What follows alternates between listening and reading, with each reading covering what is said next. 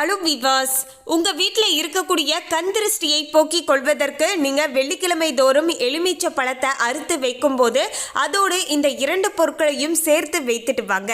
இதன் மூலமாக வீட்டிலையும் சரி, வீட்டில் இருக்கக்கூடிய உங்களுக்கும் சரிங்க, எப்பேற்பட்ட கண் திருஷ்டிகள் பட்டு இருந்தாலுமே அது எல்லாமே பார்த்தீங்கன்னா அப்படியே தவிடு பொடியாகி விடும் அப்படின்னு சொல்லலாங்க. ஆமாங்க, கல்லடி பட்டாலும் சரி ஒருவருடைய கண்ணடி படக்கூடாது அப்படின்னு சொல்லுவாங்க.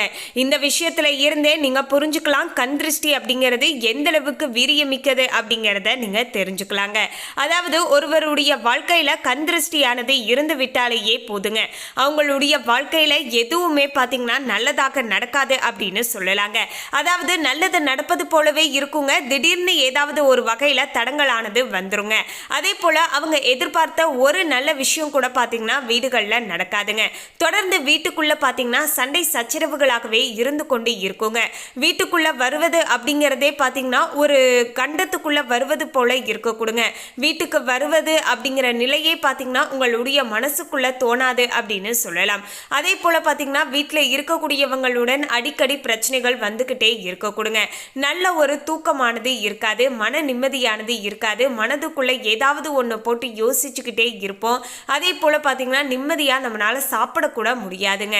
இப்படி ஏகப்பட்ட பிரச்சனைகளானது உங்களை சூழ்ந்து இருக்கும். அடிக்கடி மருத்துவ செலவுகளானது வரும். வீட்டில் யாருக்காவது ஒருத்தருக்கு உடல்நிலை சரியில்லாமல் இருந்து கொண்டே இருக்குங்க. வீட்டுக்குள்ள வந்தாவே ஒரு விதமான நெகட்டிவிட்டியானது உங்களுடைய மனசுக்குள்ள ஏற்படுவதை நீங்க கண்கூடாக உணரலாம். அதனால வீட்டுக்கு வருவதையே பார்த்தீங்கன்னா அவாய்ட் பண்ணணும் அப்படிங்கிற அளவுக்கு யோசிப்பீங்க. ஸோ இதற்கெல்லாம் என்ன காரணம் அப்படின்னு கேட்டிங்கன்னா கண் திருஷ்டி தான் காரணங்க. இது போன்ற பிரச்சனைகள்ல நீங்களும் சிக்கி இருக்கீங்க அப்படின்னா உங்க வீட்டில் கண் திருஷ்டிகள் இருக்கு அப்படின்னு அர்த்தங்க. எனவே அப்படிப்பட்ட கண் திருஷ்டியை போக்கிக் கொள்வதற்கு கல்லுப்பு மற்றும் மிளகை வைத்து இந்த ஒரு எளிமையான பரிகாரத்தை உங்களுடைய வீடுகளில் வெறும் 5 நொடி பொழுது நீங்க ஒதுக்கி செய்து பார்க்கலாங்க. நிச்சயமாக மாற்றங்களானது ஏற்படுவதை நீங்க கண்கூடாக பார்க்கலாம். அதாவது வெள்ளிக்கிழமை மற்றும் செவ்வாய்க்கிழமைகள் போன்ற நாட்களில் எலுமிச்சை பழத்தை 2ஆக பிளந்து அதில் குங்குமத்தை தடவி அதில் பார்த்தீங்கன்னா ஒரு கல்லுப்பு, அதாவது ஒரே ஒரு கல்லுப்பு, அதில் 3 மிளகு, அதே போல் இன்னொரு எலுமிச்சை பழத்துடைய ஆஃப்லையும் பார்த்தீங்கன்னா ஒரு கல்லுப்பு 3 மிளகு, இதை அப்படியே நீங்கள் சொருகி அப்படியே வாசப்படியில் வச்சுடுங்க. அவ்வளோதாங்க. உங்கள் வீட்டில் இருக்கக்கூடிய அத்தனை விதமான கெட்ட சக்திகளும் உங்கள் வீட்டு பக்கத்தில் இருக்கக்கூடியவங்களுடைய கண் திருஷ்டிகளும் பார்த்தீங்கன்னா உடனடியாக பார்த்தீங்கன்னா நீங்கள் ஆரம்பிச்சிரும் அப்படின்னு சொல்லலாங்க. இனி உங்களுடைய வாழ்க்கையில் தற்போது இருக்கக்கூடிய பிரச்சனைகள் அனைத்துமே கொஞ்சம் கொஞ்சமாக தீர்ந்து நல்ல மாற்றமானது ஏற்படுங்க. வீட்டிலையுமே நேர்மறை ஆற்றல் அதிகரித்து லட்சுமி கலாச்சமானது உண்டாகக்கூடும். பொதுவாகவே பார்த்தீங்கன்னா திருஷ்டி பட்டவர்கள் பார்த்தீங்கன்னா எப்போதுமே உடல் அசதியானது உண்டாகுங்க. அடிக்கடி பார்த்தீங்கன்னா கொட்டாவி விட்டுக்கிட்டே இருப்பாங்க. எந்த வேலையிலையுமே மனமானது பார்த்தீங்கன்னா இன்ட்ரெஸ்டோடு இருக்காதுங்க. ஏதாவது புது ஆடை அணிந்தால் கூட பார்த்தீங்கன்னா அது கூட கிளியலாம். சில சமயம் பார்த்தீங்கன்னா நம்ம அணிந்து இருக்கக்கூடிய ஆடைகளில் கருப்பு கரையானது படலாம். வீட்டில் தொடர்ந்து ஏதாவது பிரச்சனைகள், தடைகள், சோகம், பிரிவு, நஷ்டம், கைப்பொருள் இழப்பு என்று ஏதாவது ஒன்று பார்த்தீங்கன்னா வரிசையாக பார்த்தீங்கன்னா ஒன்றன் பின் ஒன்றாக வந்து கொண்டே இருக்க கொடுங்க. கணவன் மனைவிக்கு இடையே காரணமே இல்லாத அளவுக்கு நிறைய சண்டை சச்சரவுகள், சந்தேகங்கள், உறவினர்களுடன் பகை, சுப நிகழ்ச்சிகளில் தடை, ஒருவர் மாற்றி ஒருவருக்கு மருத்துவ செலவு ஏற்படுதல், சாப்பிட பிடிக்காம போவது, எல்லோரிடமும் எரிந்து விழுவது, கெட்ட கனவுகள், தூக்கமின்மை, எதிர்மறை எண்ணங்கள் தோன்றுவது போன்றவை எல்லாமே பார்த்தீங்கன்னா அடங்கும் அப்படின்னு சொல்லலாங்க. தூக்கம் அதிகமாகாமல் சாப்பாடு பிடிக்காமல் போகலாங்க. அடிக்கடி உடல் நல குறைவு ஏற்படலாம். கிடைக்கும் சந்தர்ப்பங்களில் இருந்த விஷயங்கள் எல்லாமே கை நழுவி போகும் அப்படின்னு சொல்லலாங்க. உங்களுடைய கைக்கு எல்லாமே கிடைப்பது போல இருக்கும், கடைசி நேரத்தில் பார்த்தீங்கன்னா அது கை நழுவி போயிடும் அப்படின்னு சொல்லலாங்க.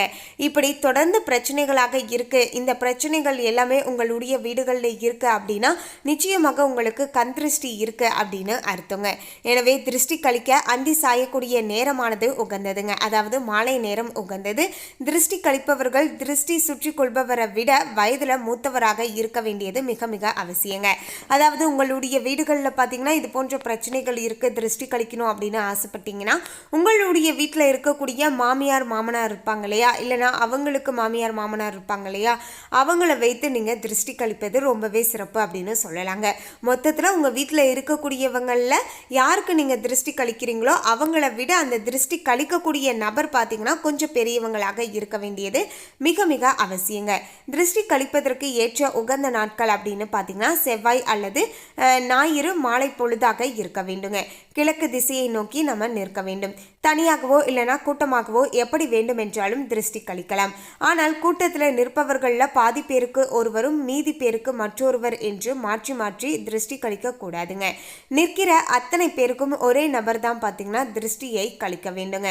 வாசல் இல்லைன்னா வீட்டில் வருபவர்களுக்கு கண்படும்படியான இடத்துல பெரிய பாத்திரத்தில் பூக்களை நம்ம மிதக்க வைக்க வேண்டும். அதாவது உங்கள் வீட்டுடைய நிலவாசு படியிலேயே ஒரு அகண்ட பாத்திரத்தை எடுத்து தண்ணீர் ஊற்றி அதில் பூக்கள் போட்டு அதை நீங்கள் அப்படியே பார்த்தீங்கன்னா பார்வைக்கு வைக்க வேண்டும். பூக்களுமே திருஷ்டியை கிரகத்து கொள்ளக்கூடிய ஆற்றல் கொண்டதுங்க. வீட்டு வாசலில் செடிகள் வைக்கிறவர்கள் வெறும் அலங்கார செடிகளாக வைக்காமல் ஒரு ரோஜா செடியாவது வைக்க வேண்டும். ஏனென்றால் ரோஜா செடியில் முட்கள் இருக்கும். முள் செடிகள் திருஷ்டியை போக்கிவிடும் அப்படிங்கிற ஒரு ஐதீகமானது இருக்குங்க. அடுத்து பார்த்தீங்கன்னா ஒட்டுமொத்த பார்வையுமே சிந்தனையுமே திசை திருப்புவதற்கு ஏதேனும் ஒரு பொருளை வாசலிலேயே தொங்க விடுவது நல்லதுங்க. சிலர் பூசணிக்கார் அதே போல பார்த்தீங்கன்னா அகோரமான பொம்மை போன்றவை எல்லாமே தொங்க விடுவார்கள். இவை எல்லாற்றையும் விட இயற்கை தாவரங்கள் செடி கொடிகள் போன்றவற்றிற்கு ஆதிக்கம் அதிகமாக இருக்குங்க. வாழைக்கன்று நடக்கூடிய அளவிற்கு இடம் இருந்தால் வாழையை நாம நட்டு வைக்கலாங்க. ஏனென்றால் வாழையானது ஒவ்வொரு வினாடியுமே துளிர்த்து கொண்டே இருக்க கொடுங்க. எந்தெந்த திருஷ்டி இருக்கிறதோ அதை அப்போதே பார்த்தீங்கன்னா கலைந்து விடும் அருங்குணம் கொண்டது தான் பார்த்தீங்கன்னா இந்த வாழை அப்படின்னு சொல்லலாங்க. அதை வைத்தால் இன்னுமே பார்த்தீங்கன்னா நல்லது அப்படின்னு சொல்லுவாங்க. மேலும் பார்த்தீங்கன்னா வீடு அலுவலகம் எங்கு வேண்டுமென்றாலும் நம்ம மீன் தொட்டியை பயன்படுத்தலாம். வருபவர்களுடைய பார்வையை திசை திருப்பக்கூடிய பொருட்டு மீன் தொட்டியை நம்ம வைக்க வேண்டியது அவசியங்க. அடுத்து பார்த்தீங்கன்னா குளிக்கும்போது அந்த நீரில் உப்பு சேர்த்து குளித்தால் கண் திருஷ்டியால் ஏற்படக்கூடிய உடல் அசதி சோம்பல் அலர்ஜி ஏதாவது ஏற்பட்டு இருந்தால் அது எல்லாமே பார்த்தீங்கன்னா உடனடியாக நீங்கிவிடும். இதனை வாரம் ஒரு முறையாவது நம்ம கண்டிப்பாக செய்ய வேண்டும். குறிப்பாக அவரவர் பிறந்த கிழமைகள் இல்லைன்னா செவ்வாய்க்கிழமைகளில் இப்படி குளிக்க வேண்டியது மிக மிக அவசியங்க. அதாவது இதுக்கு வெறும் ஒரு செகண்ட் கூட ஆகாதுங்க. நம்ம குளிக்கக்கூடிய தண்ணீரில் பார்த்தீங்கன்னா கொஞ்சமாக கல்லுப்பையும் எடுத்துகிட்டு வந்து போட்டு அப்படியே கலந்து அந்த தண்ணீரை அப்படியே நம்ம குளித்துட்டு வர வேண்டும். இப்படி நம்ம செய்யும்போது பார்த்தீங்கன்னா நமக்கு ஏற்பட்டு இருந்த கண் திருஷ்டிகள் எல்லாமே அப்படியே விலகிடுங்க. நம் வீட்டிற்குள்ள கெட்ட சக்தி நுழையாமல் தடுக்கவும் கெட்ட எண்ணமுடைய மனிதர்களுடைய தாக்கம் படாமல் இருப்பதற்கும் பார்த்தீங்கன்னா கண் திருஷ்டியை விலகவும் வீட்டு வாசல்ல வளர்பிறை வெள்ளிக்கிழமைகளில் கற்றாழை கட்டி நம்ம தொங்க விடலாம். வாசல்ல ஒரு எலுமிச்சை ஒரு பச்சை மிளகாய் என மாற்றி மாற்றி 3 எலுமிச்சை 4 பச்சை மிளகாய் என கெட்டியான கயிறில் கோர்த்து தொங்க விட வேண்டுங்க. செவ்வாய்க்கிழமைகளில் இது போன்று பார்த்தீங்கன்னா நம்ம செய்துட்டு வரலாங்க. அதாவது வாசலில் பார்த்தீங்கன்னா எலுமிச்சை பச்சை மிளகாய் இது எல்லாமே பார்த்தீங்கன்னா நம்ம கட்டி தொங்க விடணுங்க.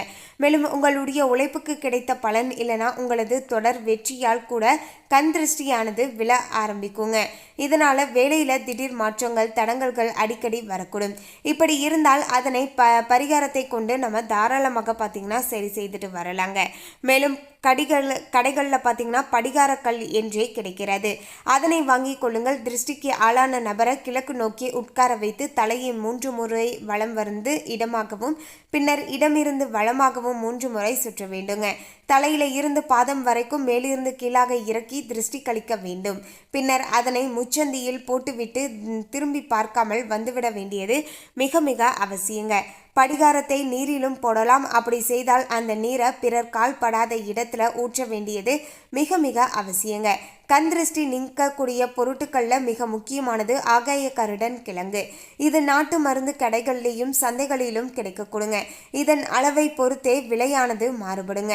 இதை வாங்கி கிழங்கை சுற்றி வளர்ந்து இருக்கக்கூடிய வேர்களை நீக்காமல் தண்ணீரில் கழுவி முழுவதுமே மஞ்சள் தடவி குங்குமம் வைத்து வீட்டிற்கு வெளியே வாசலில் கட்டினால் கண் திருஷ்டியானது உடனடியாக நீங்கி விடுங்க. இதை வீட்டிற்கு உள்ளே கண்டிப்பாக பார்த்தீங்கன்னா கட்டக்கூடாதுங்க. மேலும் நம்முடைய வீட்டிற்கு வருபவர்கள் நம்மிடையே நம்முடைய வீட்டை பார்த்தோ இல்லைனா நம்முடைய வளர்ச்சியை பார்த்தோ தொடர்ந்து ஆச்சரிய பார்வை வீசினால் இல்லைனா பொறாமைப்பட்டால் அவங்களுக்கு குடிக்க தண்ணீர் கொடுங்க. இப்படி செய்வதால் அவங்களுடைய மனநிலையானது எதுவாக இருந்தாலும் சரிங்க, அவங்களுடைய எண்ணங்கள் எதுவாக இருந்தாலும் சரிங்க, இதன் தாக்கமானது அந்த இல்லத்தை பார்த்திங்கன்னா பாதிக்காது அப்படின்னு சொல்லலாங்க. அடுத்து பார்த்திங்கன்னா உடல் மெலிந்து சுறுசுறுப்பு குறைந்தோ இல்லைனா ஏதாவது வியாதியானது மாறி மாறி வந்து கொண்டே இருந்தால் கண் திருஷ்டியே ஒரு காரணமாக இருக்கலாம். ஒரு பாத்திரத்தில் எண்ணெயை ஊற்றி அதில் உங்களுடைய முகம் தெரியுமாறு பார்த்து 3 முறை உங்களுடைய பெயரை சொல்ல வேண்டுங்க. பின்னர் அதனை யாருக்காவது தானமாக கொடுத்து விட வேண்டியது மிக மிக அவசியங்க. மேலும் பார்த்தீங்கன்னா பொறாமையால் விடக்கூடிய பெருமூச்சியுமே திருஷ்டியாக உருவெடுக்குங்க. முதலில் கண் திருஷ்டி காலுக்கே படக்கூடும். நம்முடைய உடலில் எப்போதுமே ஏதாவது அடிபட்டு கொண்டே இருந்தாலும் அல்லது தீராத உடல் உபாதைகள் இருந்தாலும் கால் கட்டை விரலுடைய நகத்தில் கருப்பு மை வைத்தாலும் திருஷ்டியானது அண்டாதுங்க. கட்டை விரலுடைய நகத்தை ஆரோக்கியமான கண்ணாடி என்கிறார்கள் நம்முடைய முன்னோர்கள்.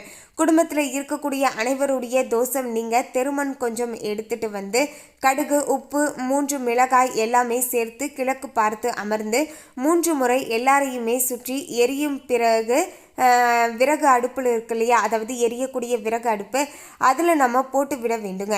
இது கண் திருஷ்டியை போக்கும். இதை செவ்வாய் இல்லைன்னா ஞாயிற்றுக்கிழமைகளில் நம்ம கட்டாயமாக செய்துட்டு வர வேண்டுங்க.